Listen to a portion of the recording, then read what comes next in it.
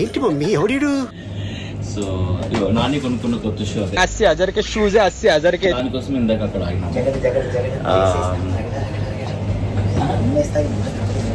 మేమే ర్యాపిడ్ వెళ్ళాం. నువ్వు ఎంచుకున్న రాగం ఏంటి, తీసుకున్న తాళం ఏంటి? ఆర్టిస్ క్యారవన్లో ఇప్పుడు మేకప్ అయిన తర్వాత మిగతా అంతా as usual. See you soon. Lip balm రాసా,